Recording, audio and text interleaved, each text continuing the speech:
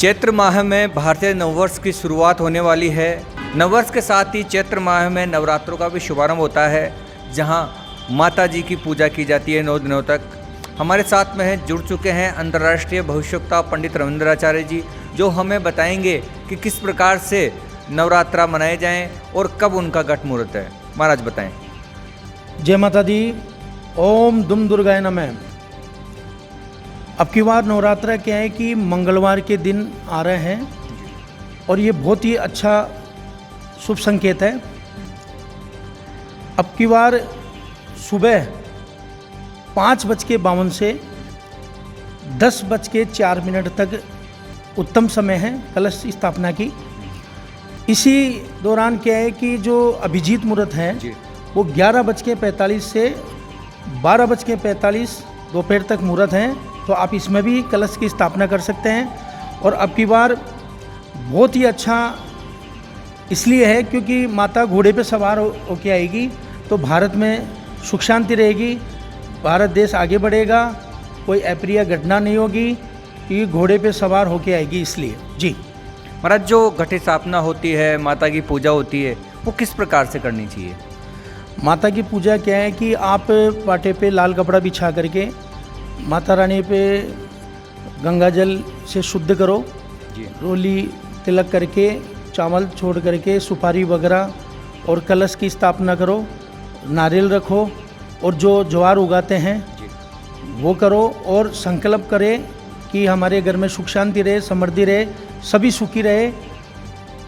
इसी दौरान क्या है कि पूजा की जो विधि विधान है वो है, आप दुर्गा सप्तशती में अर्गला स्तोत्र और सिद्ध गुंजी का पाठ करें और रुद्राक्ष की माला से ओम दुम दुर्गाय नमः की माला फेरे जी। महाराज, एक चीज़ और जानना चाहेंगे कि जब माता जी की पूजा की जाती है, कोई विशेष विधि विधान भी होना चाहिए, उसका क्या सावधानियां बरतनी चाहिए, वो हमारे दर्शकों को बताएं।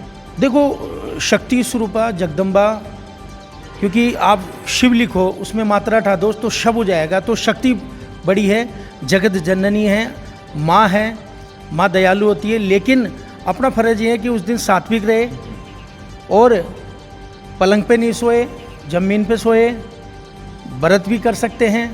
और एक संकल्प ले कि जैसे कन्याओं को सब भोजन कराते हैं नवमी के दिन जी, तो भोजन तो सभी कराते हैं, लेकिन एक संकल्प ले कि बच्चियों की रक्षा के लिए और सभी मिलकर है ना, जो भी अप्रिय घटना होती है, आपने देखा हो कि बच्चियों के साथ क्या क्या हो जाता है, तो अपन उसके बचाव के लिए, रक्षा के लिए एक संकल्प ले माता रानी, तब जाके थोड़ा सा इसमें सुधार भी होगा।